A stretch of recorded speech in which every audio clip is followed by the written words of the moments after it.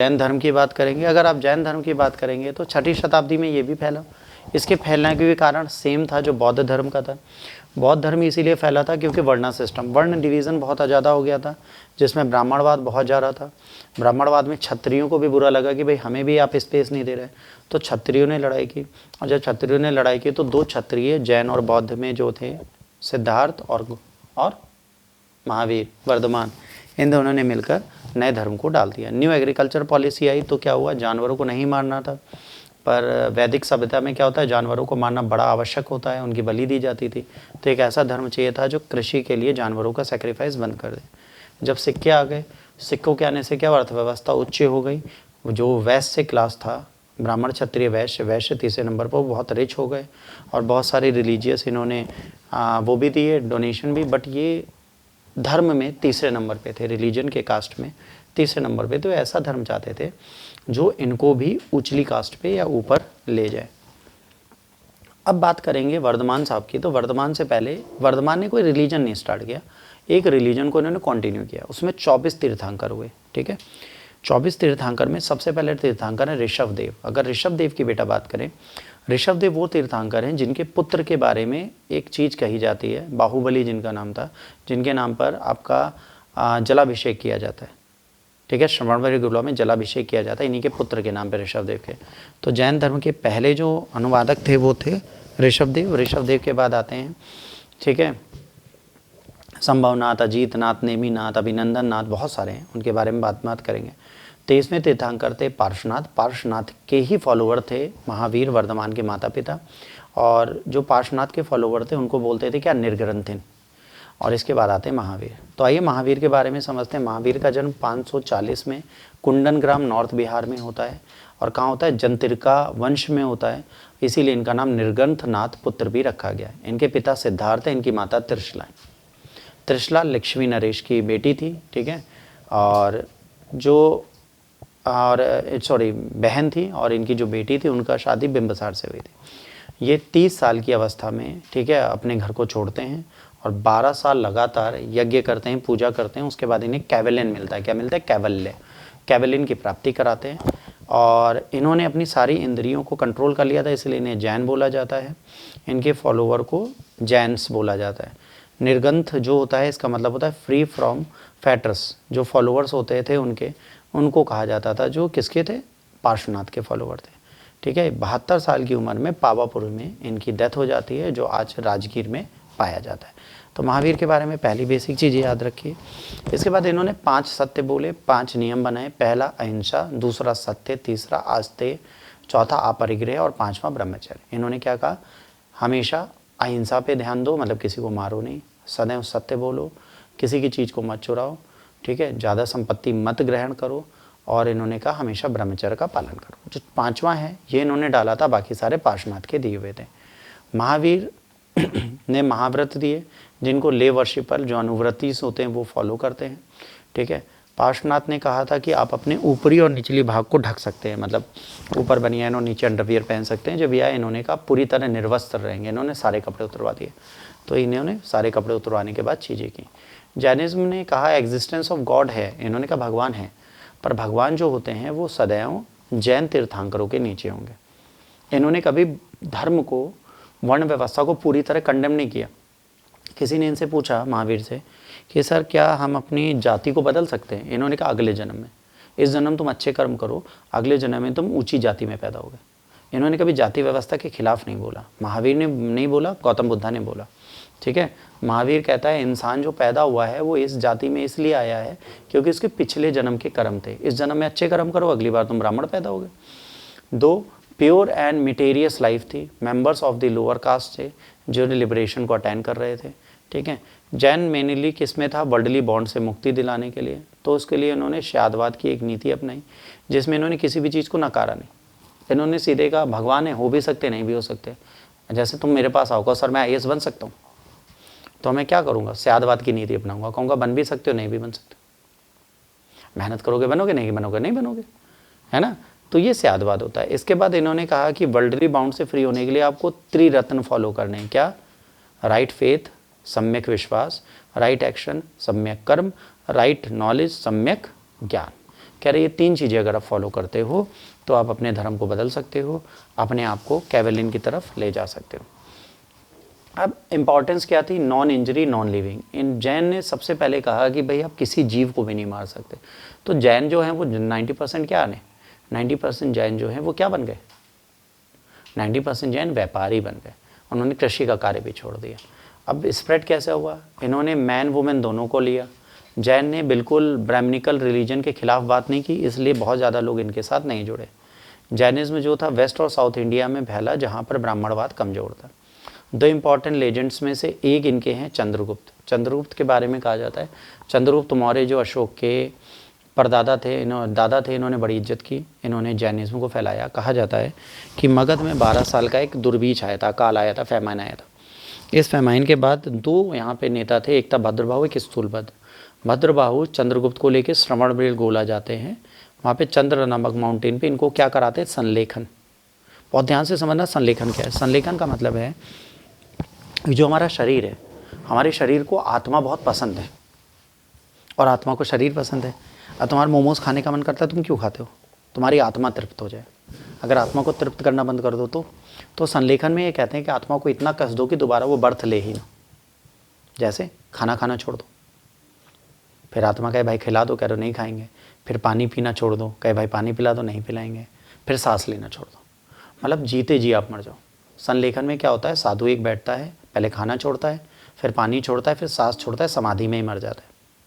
ठीक, तो यही करने के लिए किसको? चंद्रगुप्त को ले गए। कौन? भद्रबाहु। भद्रबाहु ले गए, वहाँ पे चंद्रगिरी माउंटेन पे गए। वहाँ के जाके भी इनकी मृत्यु हो जाती है। तो इसके बाद ये वापस आते हैं। जब ये वापस आते हैं तो जो मगध में लोग रह रहे थे उसमें जो स्थूलभद्र के साथ रह रहे थे, बहुत ध्यान से समझना, जो स्थूलभद्र के साथ थे उन्होंने सफ़ेद कपड़े पहन लिए और जैन की शिक्षाओं में कुछ बदलाव कर दिया, तो उन्हें बोला गया श्वेतांबर। और जो भद्रबाहु है, भद्रबाहु ने कहा कि मैं महावीर की शिक्षा में कोई बदलाव नहीं करूँगा। वो निर्वस्त्र रहते थे, उनको बोला गया दिगंबर। तो चंद्रगुप्त के समय पर 2 भागों में बटा, श्वेतांबर और दिगंबर। श्वेतांबर रहे स्थूलभद्र के साथ और दिगंबर गए भद्रबाहु के साथ। भारत में सबसे ज़्यादा प्रचलित है श्वेतांबर, दिगंबर नहीं ज़्यादा दिखते। ठीक, एपिग्राफिक एविडेंस बोलते हैं कि जैनिज्म कर्नाटक में 3वीं शताब्दी तक थे। बसादिस जैन मोनेस्टिक थी जो कर्नाटक में थी। ठीक है, जैनिज्म उड़ीसा में 4वीं शताब्दी BC में दिखा। ठीक है, कलिंग में खारवेल फेमस थे, हाथी गुम्फा इंस्क्रिप्शन में दिखा कि मगध में जैन की मूर्ति मगध में ले आए। 1ली और 2री शताब्दी BC की बात करेंगे तो साउथ में तमिलनाडु तक फैला। अगर जैनिज्म की बात करोगे, जैनिज्म की सबसे बड़ी बात है इन्होंने वर्ण ऑर्डर और वैदिक रिलीजन में जो कमियां थी उनको कोशिश की हटाने की। इन्होंने लोगों को प्रीच किया प्राकृत भाषा में। दूसरी, जब जैन काउंसिल हुई तो वहाँ अर्धमगधी में हुई, वल्लभी में हुई। ठीक है, यहाँ पे देवर्दी, ठीक है, काश्मरारमन थे। इसके बाद प्राकृत में इन्होंने ग्रोथ की धीरे धीरे। इसी प्राकृत भाषा से मराठी भाषा निकली है। सूरसेनी और मराठी भाषा प्राकृत भाषा से निकली। जैन ने बहुत सारे अपभ्रंश भाषा में चीज़ें की और ग्रामर लिखी। इन्होंने कन्नड़ भाषा के ग्रोथ में बहुत बड़ा योगदान दिया। ठीक है, और पहले ये इमेज को वर्शिप नहीं करते थे, बट बाद में 24 के 24 तीर्थंकर को इन्होंने वर्शिप करना स्टार्ट किया। इनके समय में आर्ट एंड कल्चर बहुत ज़्यादा फैला। अब सिमिलैरिटीज़ क्या हैं? जैन और बौद्ध के अंदर कोई समानता भी होगी। तो सिमिलैरिटीज़ की बात करोगे, बोथ ब्राह्मणिकल अपोज और कास्टिज्म को बिल्कुल सेम मानते थे, वेदास के खिलाफ थे, सच को दिखा रहे थे, अहिंसा की बात कर रहे थे, ब्रह्मचर्य की बात कर रहे थे, मटेरियल कंफर्ट की बात नहीं कर रहे थे। रीबर्थ के लिए इन्होंने कोशिश की कि रीबर्थ ना लें और महिलाओं की दशाओं को सुधारने का प्रयास किया। बुद्धिज़्म के फॉलोअर्स जो होते हैं, ठीक है, उन्हें मॉन्क बोलते हैं। जैनिज्म के ले मैन बोलते हैं। साल्वेशन मॉडरेट है, इनका एक्सट्रीम है। ये इंसान को भूखा मार देते हैं, है ना। जब डाइड इन इंडिया, जब ये मरे तो पूरे विश्व में फैल गया बुद्धिज़्म। जब ये मरे तो इंडिया में भी इसका रहना मुश्किल हो गया। ये लिबरल है, उदारवादी है बुद्ध। जैन जो है बहुत ज़्यादा स्ट्रिक्ट है। Soul did not believe in soul, ये आत्मा पे यकीन नहीं करते, पर जैन करते। अदर हेट्रोडॉक्स सेक्ट ने आजीवक आए जो गोशाल मस्करी पुत्र ने लिया। इसके बाद अमुरलिज्म आया जो पुराण कश्यप लाए। इसके बाद लोकयाता आया जो अजीता लाए। इसके बाद हिंदू वैश्यक स्कूल आया जो फुकोदा कात्यायन लाए। तो ये सारी कुछ थ्योरीज़ और हैं जिनको आप स्क्रीनशॉट लेके रट सकते हैं। ये एग्जाम में एज इट इज़ पूछी जाएंगी, इनको हम डिनाई नहीं कर सकते। ठीक, अच्छा, अब आपसे पूछा क्या जाता है, आपको ये समझना है। मौर्यन एम्पायर हमें पढ़ना है। मौर्यन एम्पायर फर्स्ट एम्पायर होगा हमारे देश का। बट यहाँ पे आपसे और क्या पूछा जाता है ये आपको समझना है। यहाँ पे आपसे 24 तीर्थंकर पूछे जाते हैं। कितने तीर्थंकर पूछे जाते हैं? 24। तो 24 जो तीर्थंकर है बेटा उनके बारे में आपको पता होना चाहिए। शुरुआत के 4 और लास्ट के 4 आपको याद होने चाहिए बस, और कोई भले आपको ना याद हो कोई दिक्कत नहीं है, पर शुरुआत के 4 और अंत के 4 आपको याद होने चाहिए। अगर वो आपको याद होंगे तो आपका फ़ायदा होगा, अगर अंत और शुरुआत के 4 नहीं याद है तो आपको समस्याओं का सामना ज़रूर करना पड़ेगा। तो अगर शुरुआत के 4 और अंत के 4 की बात करें तो कौन कौन से थे बेटा शुरुआत के 4?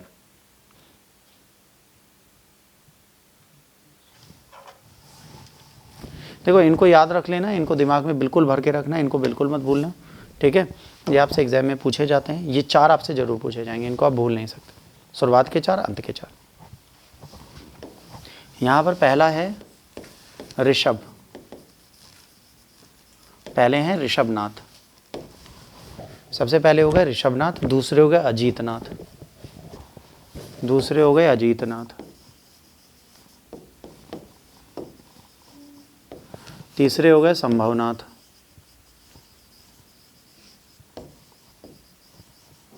और चौथे हो गए अभिनंदन।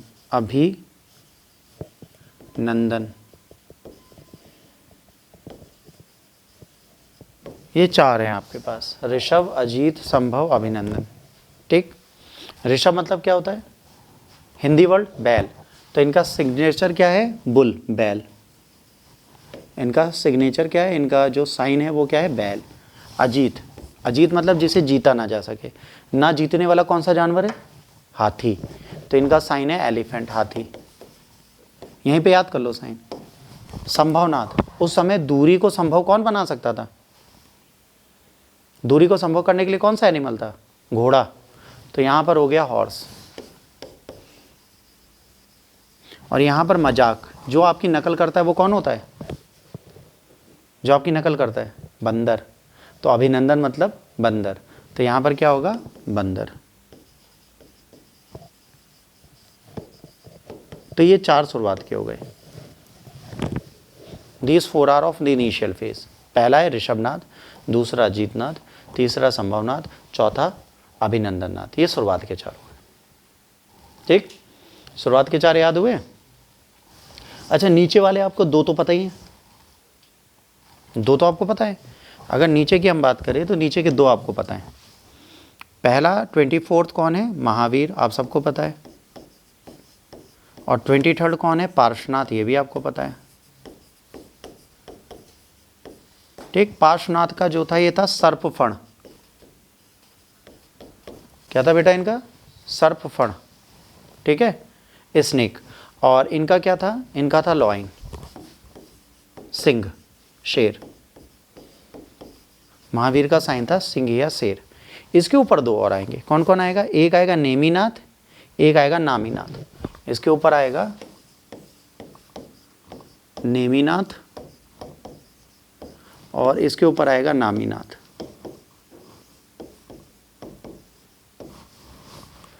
ठीक। नेमिनेट का क्या होगा? संघ, काउंच। इनका क्या होगा? संघ, शंख, ऐसे नहीं, ऐसे लिखा जाता है, शंख। और इनका क्या होगा? इनका होगा ब्लू लोटस। क्या होगा? नीलकमल। इनका होगा ब्लू लोटस। बस ये और आपसे एग्जाम में पूछा जाता है। अगर इतना भी याद कर लोगे तो आपको प्री रिलेटेड जितने भी जैन के